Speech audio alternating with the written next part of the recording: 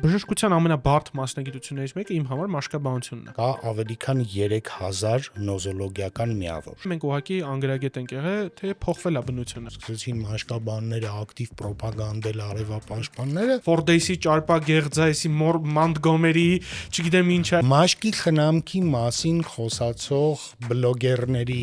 ավելի քան 70%-ը չունեն բժշկական կրթություն, Որ մեկը ասում արի պրոստատը մասաժ անեմ, մի 3 հոգի ասի մի արամ։ մենք ավելի հաճախ խոսում ենք, թե ինչ չի կարելի անել։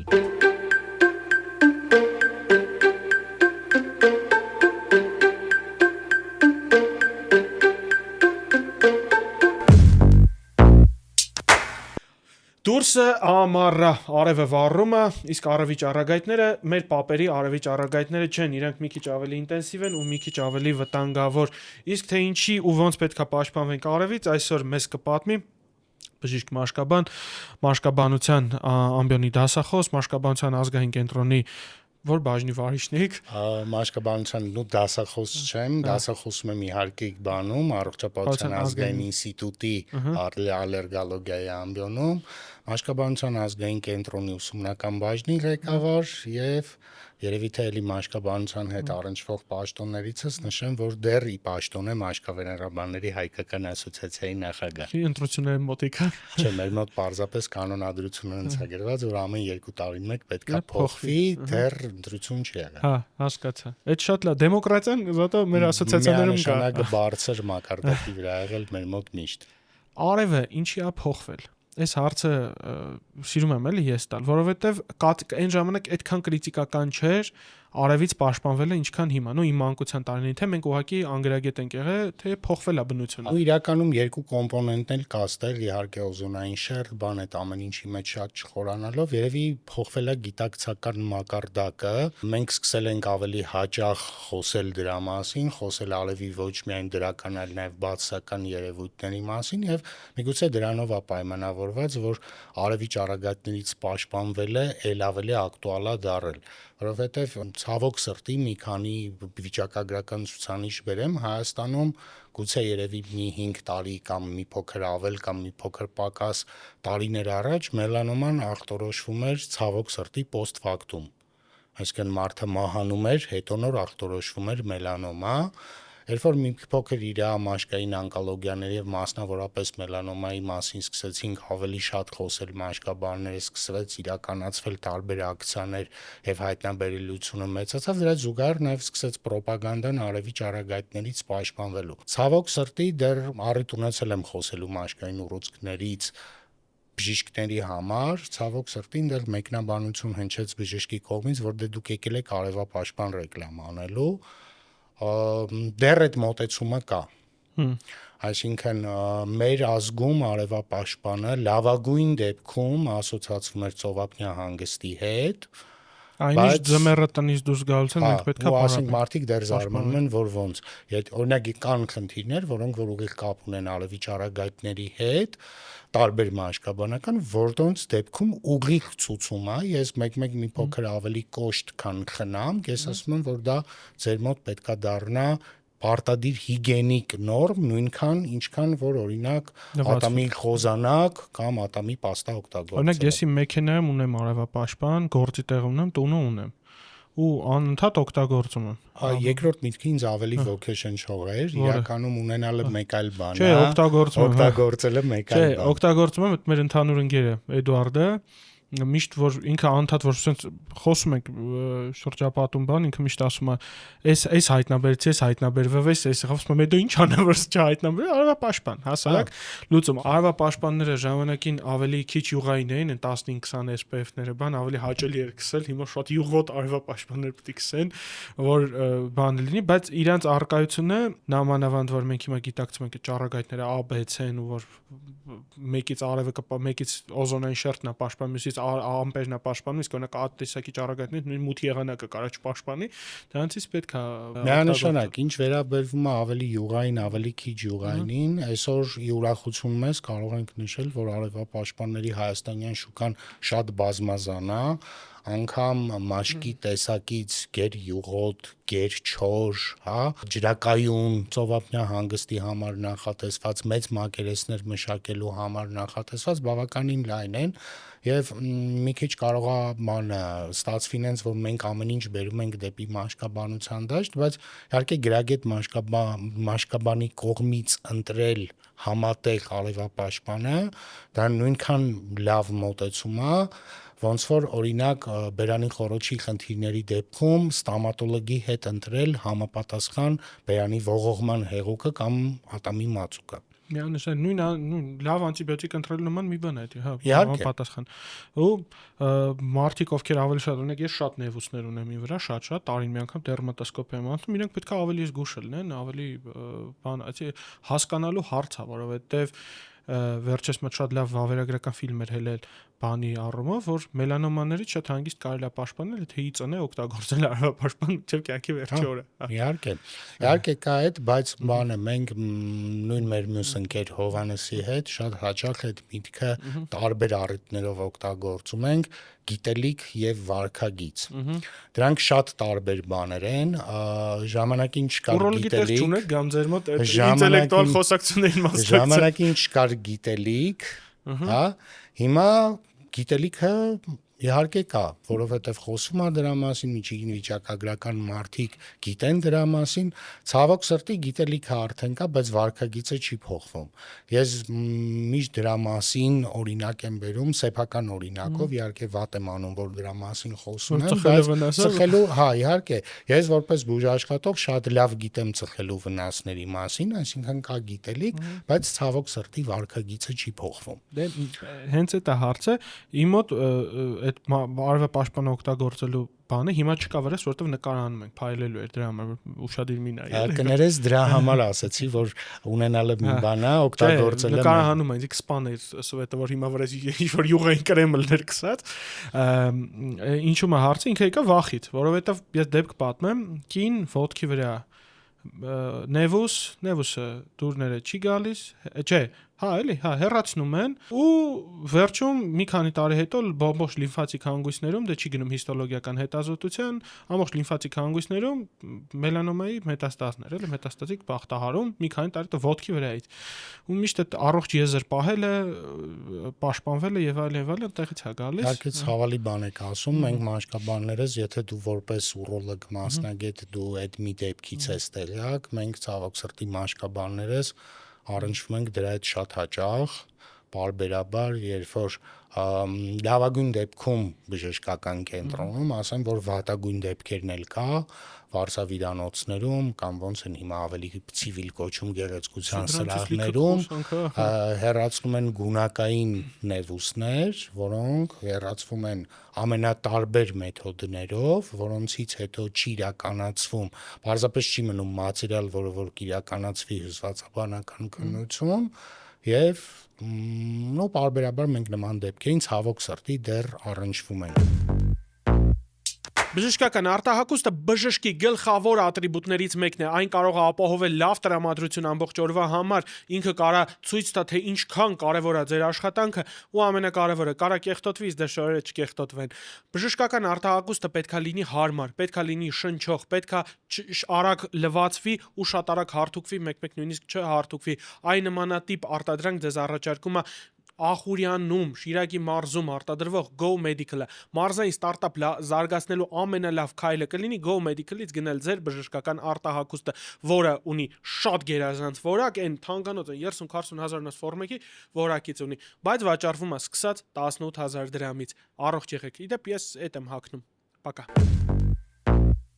Թլպատում երբ որ անում ենք ու հանգարց խալ ալնում ծայրային թլիպի վրա, ինչ տեսակի նևուս ուզում ալի, ես ուղարկում եմ հիստոլոգիական հետազոտության։ Ասում են չափազանցնում ես, ասում եմ չէ։ Ու առհասարակ ագրեսիվ տեղ է։ Առհասարակ բանը Հայաստանի Հանրապետության օրենսդրությամբ ես ինչքանով որ տեղյակ եմ, ցանկացած հեռացված մատերիալ ինքը բայց այդ հատուկ եմ եղարկում, այդ թերթիկը որ լրացնում են, գրում եմ ծայրային թլիպ նևուսով։ Աջ կողմնային պատին, ձախ կողմնային պատին, ինչի համար։ Թող ինքը գա հստակ Նևոսի պատասխանը հստակ գա կամ կարող է հələ այսքան ժամանակ վատ պատասխան չի եղել, բայց չի կարելի հանգիստ նստել սպասել, որովհետև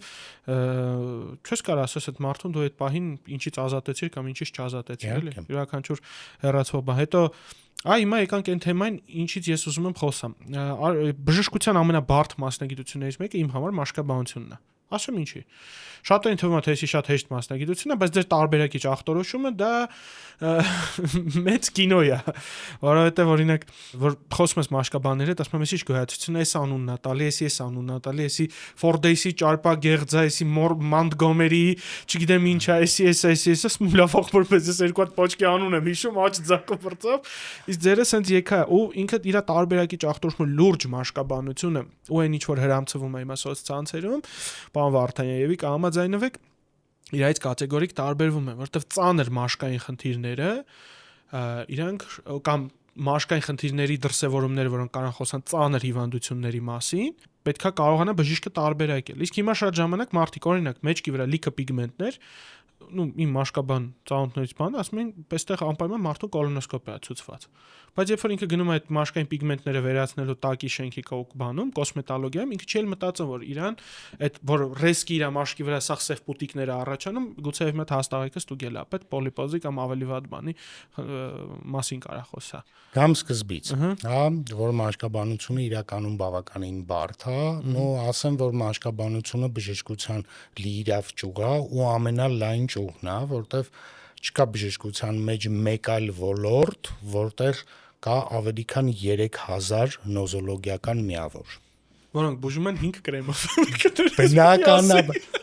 Իրականում էլի տենց թևավոր, կիսաթևավոր դառած մտքերից ասեմ, լավ բժիշկը մի կրեմով 5 հոգու էլ կբուժի, վատ բժիշկը 5 դեղով մի հոգու էլ չի բուժի, իրականում գրագետ ընտրված տեղային դեղամիջոցները այո, անփոխարինելի են մեր պրակտիկայում։ Բնականաբար այդ հիվանդությունների մեջ կան հաճախ հանդիպողները, որոնց հետ մենք ամենօրյա ռեժիմով, որը մի քանի անգամ ենք առնչվում, եւ կան շատ հազվադեպները, որոնք դեպքից դեպ մենք ստիպված ենք լինում նստել նոր գրականություն ուսումնասիրել, լրացուցիչ զանգել գոլեգաներին, քննարկել դրսի մեր գործընկերների հետ։ Ինչ վերաբերվում է մաշկաբանությունը, տենց շրիշակի մակարդակից ներքև տանելուն, ցավոք սրտի այդ փաստը ավելի քան ապացուցված, ես վերջում մեր գործընկերներից մեկը Հովանեսը մատ միջոցառման շրջանակում շատ հետաքրքիր վիճակագրություն ներկայացրեց, ընդ որում դա հայաստանյան վիճակագրություն չէր, որ սոցիալական տիրույթում, ու առավելապես իհարկե TikTok հարթակին էր խոսքը վերաբերվում, որտեղ որ ես չկամ, չեմ տեսնում ավելի լավ, իմ առողջությունը խնայելով։ Այնքան լավ բաներ կա։ TikTok հարթակում, առհասարակ սոցիալական ցանցերում դրա մասին էր խոսքը, մաշկի խնամքի մասին խոսացող բլոգերների ավելի քան 70%-ը չունեն բժշկական կրթություն, թվերը իհարկե հիմա չեմ հիշի, հստակ այնտեղ ամբողջական թվերով էր, եւ ավելի քան 80%-ը չունեն մաշկաբանական կրթություն։ Բայց բոլորս շատ լավ հասկանում ենք, որ մաշկը ինքը տեսանելի է, բացի առողջական խնդիրները նաև էսթետիկ են, դրանց մասին խոսելը գրավիչ է, դրանց մասին լսարան ապահովելը ավելի հեշտ է, եւ այն մարդը, որ մի անգամ մաշկային խնդրով բուժումը ստացե հաջող կամ անհաջող, իրան թույլ է տալիս իր ամենօրյա խնամքը հրամցնել որպես օրինակելի խնամքի տարբերակ։ Ու այդ ընթացքում նաև կուզեմ այս պահը ասեմ, որ հետո այդ բլոգերները, որ մի քիչ ավելի հայտնի են դառնում, սկսում են մաշկի խնամքի իրանց կոսմետիկ լինիան արտադրել ու սկսում են էտել ծախել մարդկանց վրա, չհասկանում թե մեջն ինչ է ու ինչ է կատարվում։ Ավելի վատ բան ասեմ, որ ցավոք սրտի նաև ես պարբերաբար նենց չստացվի, որ ես դա, որ ասում եմ բամբասում եմ, ես մեր միջոցառումների ժամանակ էլ շատ հաճախ մեր մաշկաբաններին երբեմն նույնիսկ շատ խիստ նկատողություն եմ անում, օրինակ Իմ համար ընդունելի չի life hack թեփի դեմ արտահայտությունը, իմ համար trend-ային Instagram-յան այս վիդեոները ունեք սա, արեք սա, ունեք սա, արեք սա։ Ես հասկանում եմ, որ trend-երը ավելի հաճախ են դիտվում, ավելի լավ տեսանելիություն ունեն, բայց մաշկաբանությունը դիտարկել որպես life hack-ների մակարդակի գիտություն ու ցավոք սրտի դա անում են հենց մաշկաբանները։ Հենց դա որ ես այդ եմ ուզում ասեմ, որ ես ինչքան շատ ես պացիենտների հետ առնչվում, ովքեր ունեն մաշկային խնդիրներ, այդքան դու հասկանում ես, թե ինչ անտանելի բարդ գործի հետ մենք զուտ դիվ դիագնոստիկայի առումով կարմրած մաշկով եկել է, դե արի հասկացի ինչ է։ Ես դրա մասին մի հատ բան ռիլ նկարեցի, որ թեփը դա միայն ախտանշան է, թեփը կարա լինի ամենատարբեր, սկսած ամենաթեթև, վերջացրած շատ ծանր մաշկային հիվանդությունների դրսևորում եւ ասել, եթե դու ունես թեփ արա սա, դա ու եթե դա անում է ոչ մասնագետ, էլի միգուցե կարելի է այտենց աչք փակել դրա վրա, բայց եթե դա անվում է մաշկաբանի կողմից, դա մեղմ շատ ոչ միայն ընդունելի չի, այլ ենթադրում եմ, որ ենթակա է նաև պարսավանքի։ Եթե օրինակ լիներ միջնադարը, կարելի էր մի քիչ ավելի ինկվիզիցիոն մեթոդներ կիրառել նման մաշկաբանների նկատմամբ, բայց ցավոք սրտի ունենք այն ինչ որ ունենք։ Հովանեսի հետ մի ժամանակ խոսում ենք, որ օրինակ բրիլերի համար հայկական բժշկական ասոցիացիա, որ նախագահն է, Հովանեսյանը, լոգո ստեղծենք ու մի հատ ինչ-որ վերահսկող մարմին, որ օրինակ եթե ես ռիլ եմ նկարում, ու հայկական բժշկական ասոցիացիան ասում է, այս ռիլը լավն է, այդ լոգոն թույլ տային տեղադրենք ռիլի վրա, որ նայողներինը ռոպագանդեն, եթե ռիլի վրա դուք տեսնում եք հայկական բժշկական ասոցիացիայի լոգոն, ուրեմն լոգոն օրինակ ես ուրոլոգիայի մասին եմ նկարել, 5 ուրոլոգիա նայել, ասել հա դա օքեյ բաներ է ասում, այդ լոգոն խփենք նոր որ մարդիկ գոնե տարբերակ են, այսի որակով ինֆո է, այսի անորակ ինֆո է, այսի որակով ինֆո է, այսի անորակ ինֆո է։ Ու տենց կարելի է, պրոստը մեխանիկական շատ երկար աշխատանք պետք է լինի։ Շատ դժվար աշխատանք է ու միշտ չի որ էլի այդ վերահսկողությունը մեկը բանը մի քիչ օրինակը վատնա դրա համար չեմ ուզում բերեմ, բայց հետո եթերի վերջում կհիշացնեք այդ օրինակով ես կասեմ։ Երբեմն լրացուցիչ բանը վերահսկողությունը ինքը ստեղծում է ել ավելի մեծ հարթակներ անվերահսկելի նյութերի համար, որտեղ մարդիկ խուսափում են այդ վերահսկողությունից, փորձում են շրջանցել ու դա բերում է մի քիչ այլ Երեք ինձ վիդեո են ուղարկել, որտեղ սիրտ թոքային վերակենդանացում են ցույց տալիս, ինչ որ մի հատ ընկերություն է, որը զբաղվում է վայրի աշխարհում, նայեք, չգիտեմ, հանդիպել եք, վայրի աշխարհում կենբան մնա ու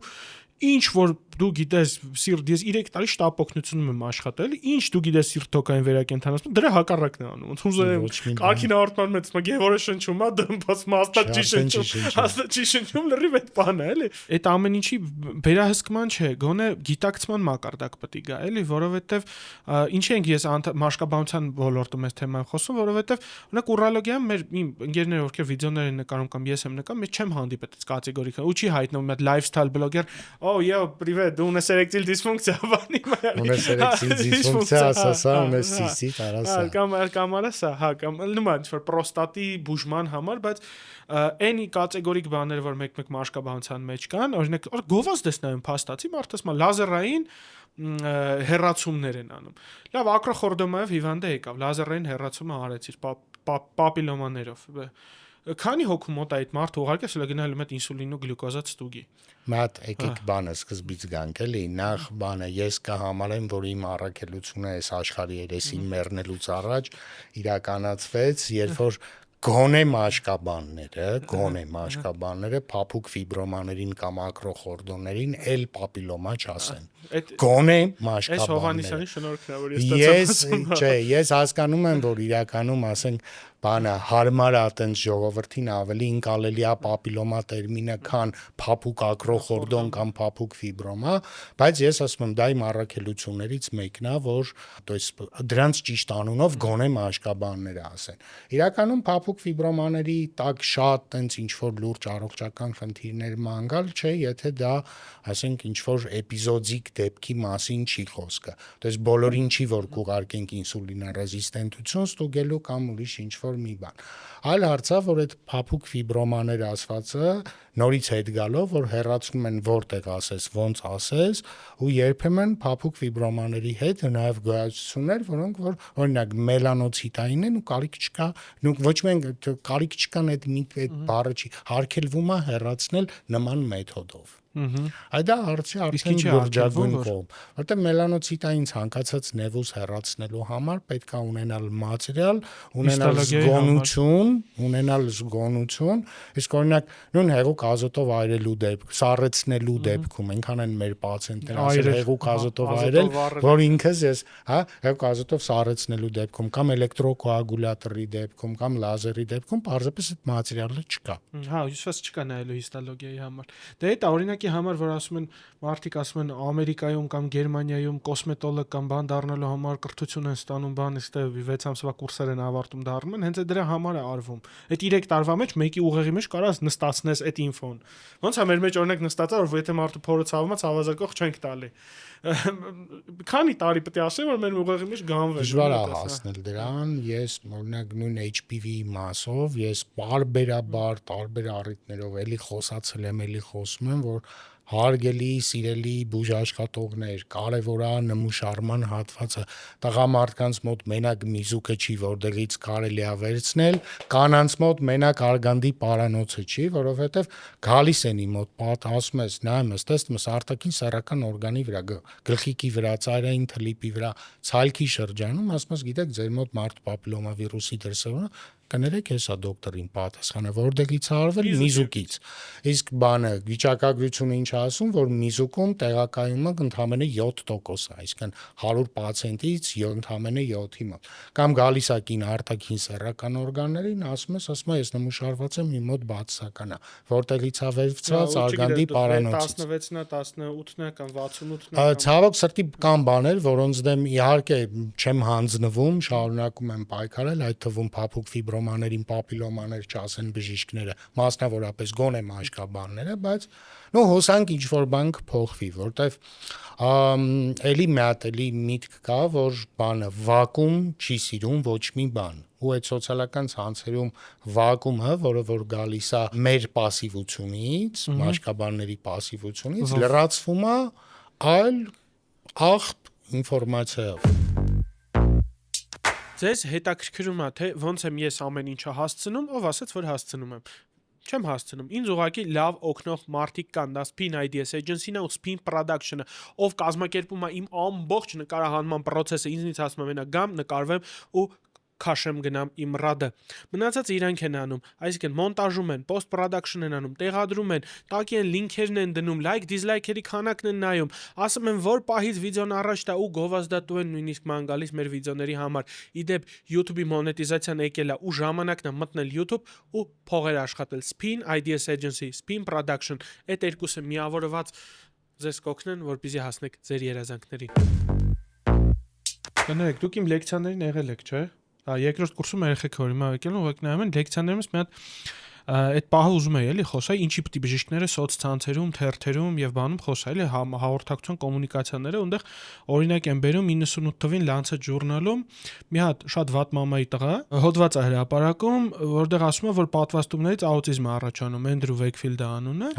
ու իրան ոչ մեկ չի ժխտում բժիշկներից, մինչեւ այդ հոդվածը սաղ տաբլոիդներով տարածվում է։ Ոչ մի բժիշկ սաղ կայֆավատ ասում է, ով է այս ապուշը, 10 հիվանդի վրա հետազոտությունը Lancet-ում մի ձև փողով բանով հրապարակում է ու հետո տարածվում է տաբլոիդներով մինչև հիմա դրա դեմ պայքարում են։ Ու ես որ ասում եմ բժիշկները ինչի համար պիտի բլոգ վարենք, ասում եմ ախպեր սրա համար, որ մեկը ասում արի պրոստատատ մասաժ անեմ, մի 3 հոգի ասի մի արա մասաժը, որ մեկը ասի արի լեղիդ թանձրա, արի ջրիկացնենք, այս սրա համար, հաջան լյարդը մաքրենք, այս սրա համար, որ մեկը ասի արի մաշկը չգիտեմ էս անենք, այն անենք, այդ վակուումից պետք է դուրս գա, երբ որ դու չես խոսում, այդ դաշտը գալի նենց են լցնում, նենց են խոսում, նենց են բանանում, որ վերջում դու հասկանում ես, որ ստե կլիենտ փախցնելու խնդիր չի։ Ես իմ բլոգը ինչից եմ սկսել վարել, ինձ ներվայնացնում էր այն ամեն ինչ որ ես տենում եմ, միացնում էի կամերան, կավեինիս անցյալն էլ մի կողմից որ ես կամերայից չեմ վախում, սկսում էի խոսալ։ Ախպեր մի արեք էս, մի արեք այն։ Օրինակ իմ բլոգում այս 80,000 հետևորդ ունեմ Instagram, 85,000 արդեն, մոտ 2,000 պուբլիկացիա ունեմ, մեկը մեջը մի հատի մեջ չեք գտնի, որ մենք այս վիրահատությունն ենք անում, մենք էս ենք, այս խնդրի, խոսում եմ խնդրից։ Այս վերջի վիդեոյում ասում եմ մի գնացեք։ Իրականում, եթե այդ դաշտը մաքուր դաշտ լիներ, դուք խոսեիր նաև վիրահատության արդյունքների մասին, լավ բաների մասին, բայց մենք այսօր ցավոք սրտի հաճախ են որ ճարներս կտրած են բանը դու էլ ունես տենց շարք ջղային վիդեոների շարքից որտեվ մենք ավելի ավելի հաճախ խոսում ենք, թե ինչ չի կարելի անել։ Հենց այդ է, այդ ջղայ Մենք ավելի վիդեոները շատ պայքարում ենք դրա դեմ, քան կարանք ներկայացնենք, թե այս դեպքում սա է ճիշտ կամ սա է սխալ։ ջղայ վիդեոները որ դուք նայեք, մազերս գզգզված, բան արած, որովհետև այդ պահին, ասենք ինչ որ բան նակիպել է, դնում նկարում են, որովհետև օրինակ այս վերջերս գնում են ինչ որ կլինիկա, այն որ բերում է բլանկ այդ կլինիկայի, ինչ որ ինչ որ անուն է գրած, չեմ ուզում տամ, կոբրնի։ Ու ինչ որ ասեմ ԽՃՊՌՊ, դու տես կլինիկա լի Երևանում։ Մի հատ էնդոկրինոլոգ, մի հատ թերապևտ, մի հատ լինած ընկեր մաշկաբանը շաբաթը 2 օրով գալիս է։ Հա, գալիս է նայում է, ու այդ կլինիկայի եզրակացություններն ասում գալիս է առողջ մարդ գալիս, ասում ընկեր ինչ ես ուզում ինձնից։ Ասում ինձ ասել են սենց ինչ-որ բան, ասում ինչ են ասել, ասում մեկ եկել, ասում աճուկային լիմֆատիկ հանգույցն եմ 0.8 սանտիմետր պիտի վերահսկեն, ուզում եմ տենամ ինչա։ Ասում ըստ քեզ մի բանը որ չափ ունի, պիտի ունենա, չէ՞։ Եթե ինչ-որ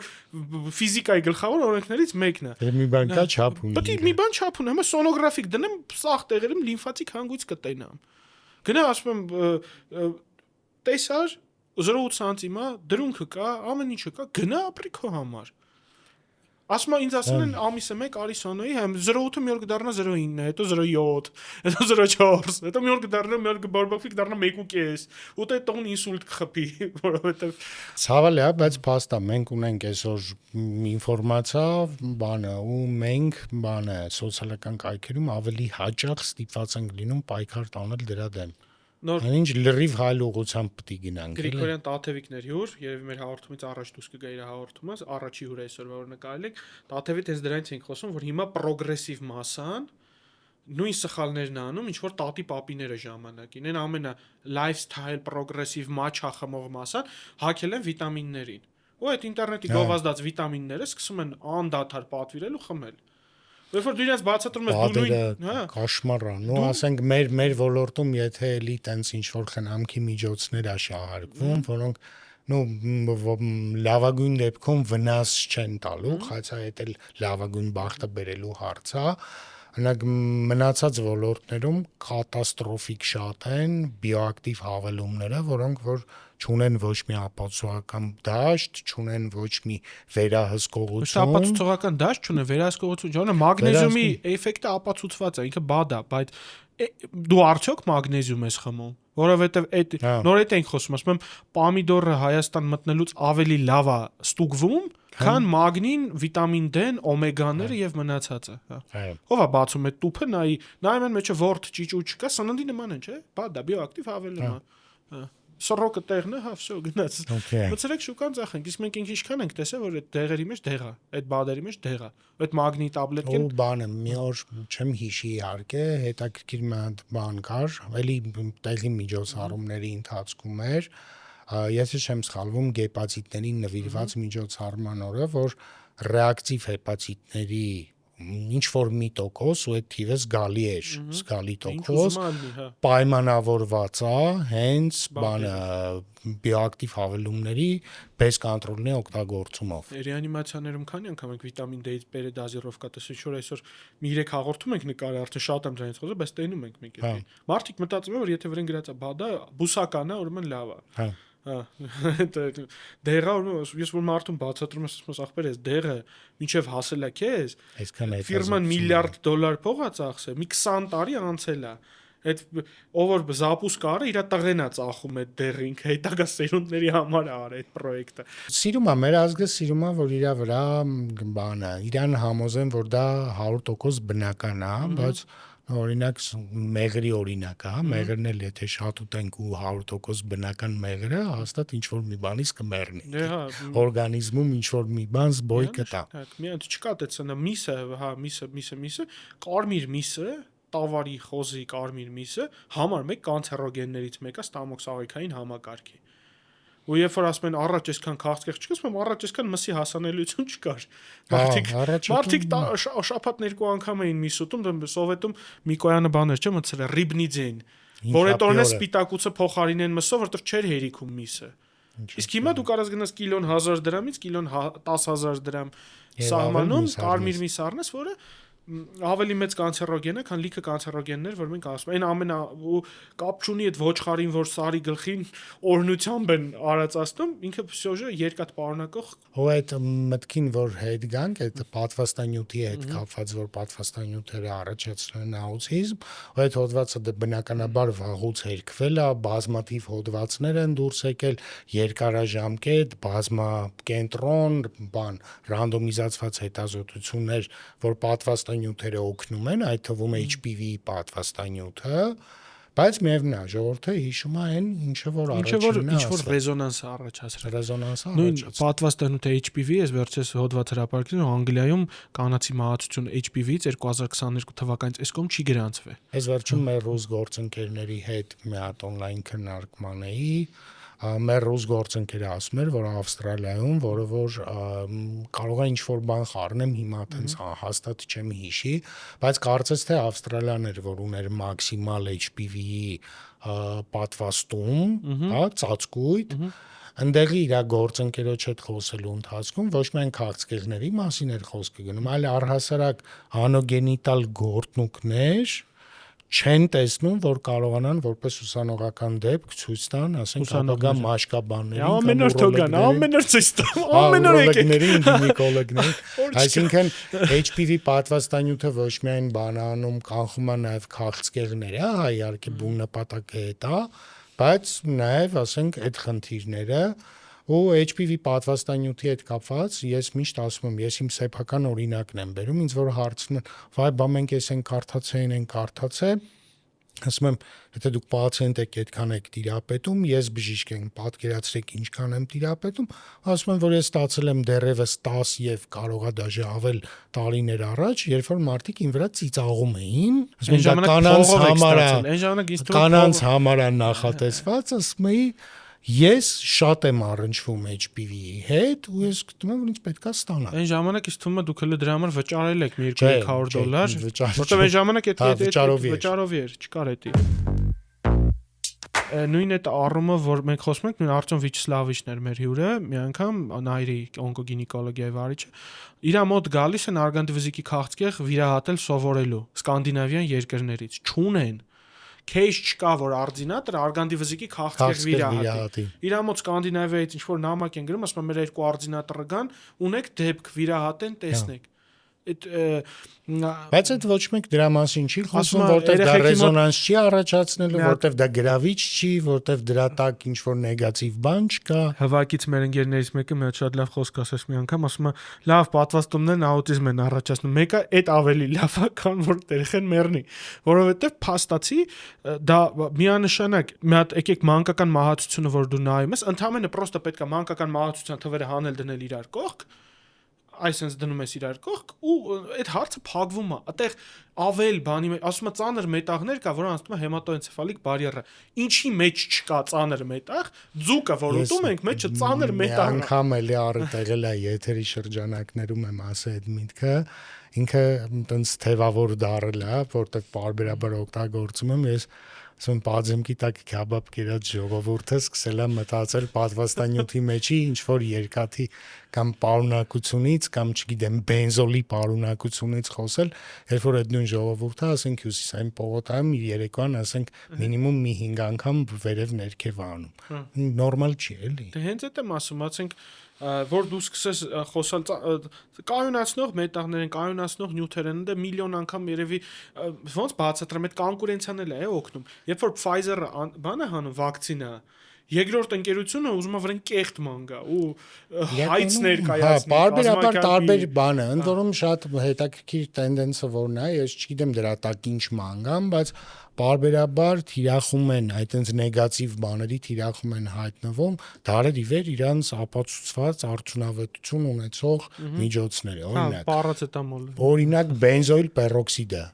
մեր ամենօրյա մաշկաբան չկա, որ այն ամենաբանը քիչ պացիենտ ունեցող մաշկաբանը իր ամենօրյա պրակտիկան բենզոիլ պերօքսիդ պարունակող նյութ նշանակում է բանը, օրինակ ակնի բուժման համար առաջի ուղեցույցային պրեպարատը, չէ, ինքը տեղային օգտագործում օգտագործմանը։ Փուլ կար պատվաստանյութերը, մի փուլ կար անտիպերսպիրանտները։ Այդ մի SPF-ները, այս վերջես հիմա Մի փուլ կար SPF-ները։ Հիմա հիվանդները ասում են SPF-ները քաղցկեղ են առաջացնում ու այդտեղ Ավակյանն օգնես, մա Հայաստանը մտնող ոչ մի SPF-ը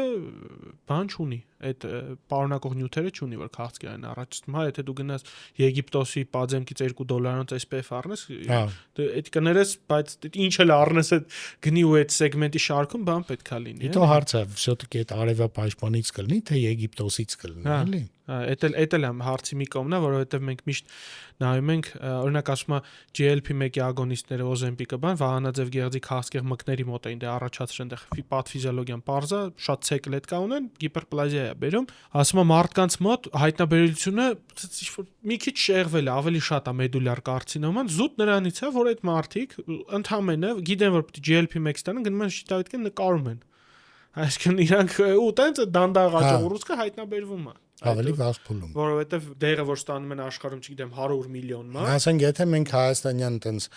այդ ոճի մեջ վիճակագրություն անենք, ասենք, որ Հայաստանում սկսեցին մաշկաբանները ակտիվ պրոպագանդել արևապաշտպանները,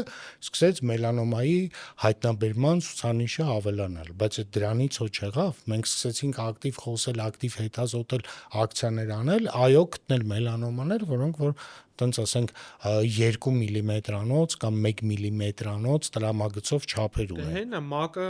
այս վերջերս դերմատոսկոպիայի բան էի կանում։ Ինֆորմացիան ոնց կներկայացվի, այսինքն մի հատ հայտնի բլոգեր, որ կանգնի ասի, վայ Հայաստանում սկսեցին մաշկաբաները ակտիվ բան արևապաշտպան միջոցների օգտագործում պրոպագանդել, հելենայք մինչև դա եւ դրանից առաջ մելանոմաների հայտնաբերման ցուցանիշները։ Ճիշտ է, post factum պետք է հայտնաբերել, որ ասին ինֆարկտեր, հա, ու պլյուս մետաստատիկ բաներ։ Հա, աշխարհի ամենաագրեսիվ ուռուցքներից մեկն է։ Իհարկե։ Այդ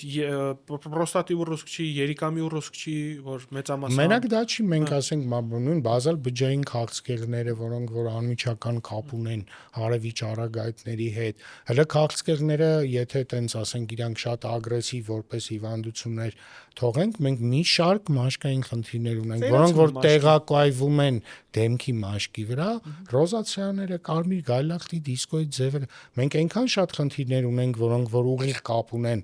ուլտրաֆիոլետի հետ, որոնց դեպքում պրոստը ցուցում ենք օգտագործել եւ վերջին հաշվով ցանկացած մարդ, ով որ ունի լուսազգայուն մաշկ, ունի բաց մաշկ, բաց աչքեր, բաց մազեր եւ իրա գործունեության բնույթը, ես մեկ բան է արևապաշտպանի օգտագործման հաճախության մասին որ խոսում եմ, երկու օրինակ եմ բերում, ասում եմ, եթե ինքը բանկային աշխատող է, առավոտյան ոնց է բանկային աշխատողները ինչ որ մտ փակ տարածություն, բունկեր, բնական լույս չկա, առավոտին գնացին, իր գունը 6-ին եկան տուն, օքեյ մի անգամ առավոտյան քսելը բավարար է, բայց եթե մարդը գիտա, ասենք տուրիստներին վերցրած Սաղոր, Դիլիջան, Սևան, Գառնի, Գեղարդ, Օպերա, Հրապարակ, Հյուսիսային, ապա խորհրդատրվում գոնե 3-4 ժամ մեկ թարմացնել։ Օրինակ ես վիրահատարանում, որ աշխատում եմ, ընդել եմ օգտագործում լուսը,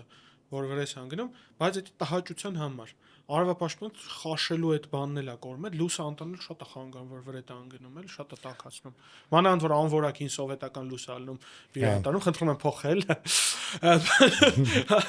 Արդից օգտվելով, չէ, մի վիրահատարում ունենք, իմ աշխատած մի քանի հիվանդանոցներից մեկում իրանք հասկացան որումը ուղիղ ցած վրետ է նայում, այդ ժամանակ էլ է ինքը բանամ, իսկ օրինակ ծովում ես շատ կնիկս ներվայնանում եմ հետ ծովում, որովհետև քսեցի 45 րոպե հետո թարմացնում եմ։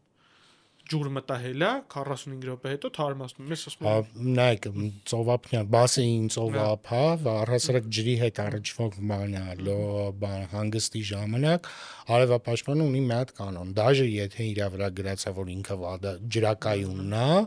մտանք ջուրը դուրս եկանք, ջրից մտանք դուրս եկանք, սրբվեցինք, չսրբվեցինք, դեական նշանակություն չունի, խորհրդատրվում թարմացնել։ Ես որովհետև որ օրինակ վառվում եմ, ես ագար չեմ ընդունում։ Ես դառնում եմ կարմիր պոմիդոր, ջերմություն, պզուկ բաներ, բան, իմ միակը էս ձախ ձեռս ոչ, դա սպիտակ է։ Շոֆերի ձեռը առաջ մինչև արևապաշտպանները ինքս էլ սև էր ելնում, այս մեկը սպիտակ, լյուբոյ։ Վարորդ գիտի էդի որ կա։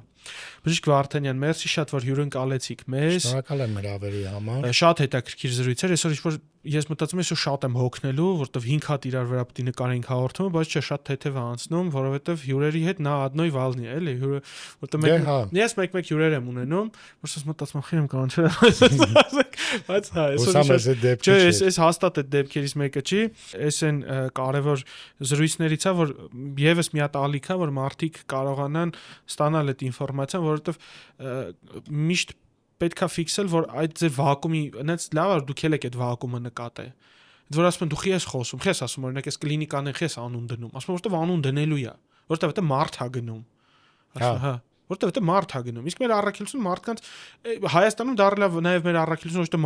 մարդկանց բանից, այն աբրիվիցերն է, հեսան գրումը քաշես մի քիչ հետ բերես։ Ասում մարդիկ են դե կլինիկա են բացի աշխատում, ասում են ինգեր չէ։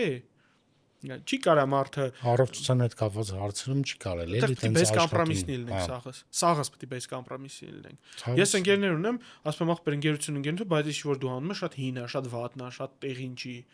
ընդունեց եթե դրանից նեղացավ ընկերություն չարինք բայց պետք է ասես որովհետև ստե մենք պետք է լինենք մի քիչ բես կոմպրոմիսնի որովհետև ամենաթանկ բանն է դեմներս դες մարդկային կյանքն է ու այս նորից եմ ուզում առիթը օգտագործեմ մաշկաբանությունը այն post բանի ոնց բացատրեմավոր ճիշտ լինի ֆունդամենտալ բժշկական գիտություններից մեկն է նոր ոչ նոր առաջացած է ոչ բան եթե ոչ ֆունդամենտալ ու շատ ժամանակ մաշկային փոփոխությունները նորմալ կլինիցիստին օգնում են կողմնորոշվել նույն չորնեական դոզը օգնում է կողմնորոշվել ասել հələ գիտես դու էնդոկրինոլոգիական դու գնա մի հատ ստուգվի էլի հələ դու ստեղ ստուգվելու բան ունես ու վերաբերվել այդ ամեն ինչին որպես հերթական կոսմետոլոգիական բան, այդ արդեն լուրջ վերահսկողություն է պետք, թե ձեր, թե ավելի ինստանտ մարմինների կողմից։ Միանշանակ կիսում եմ։ Չմոռանաք բժիշկ Վարդանյանի էջին ինքը ինչքան էլ пассив է, բաժանորդագրվեք, մեջը շատ հետաքրքիր խարիզմատիկ վիդեոներ կան, ես տենց եմ ձեր վիդեոները ասում, մի երկու անգամ կիսվել եմ դաժե, որովհետև շատ կարևոր ինֆորմացիա կգտնեք այնտեղ, ոչ միայն ձեր մաշկի, այլ նաև ձեր բժշկական գիտելիքները լայնացնելու, զարգացնելու համար։ Իսկ եթե դու հա հենց որ էկրանին կոմը նայում ես, ուզում ես ունենաս քո ոդկասթը, քո հաղորդումը, ռիլեր նկարեն, չգիտեմ, փոքր բիզնես ունես, ուզում ես շոտ հարստանաս, արի Spin Ideas Agency, որը տեղի պրոֆեսիոնալ թիմը կազմակերպի այդ ամեն ինչը 0-ից մինչև IPO դուրս գալը։ Առողջ եղեք։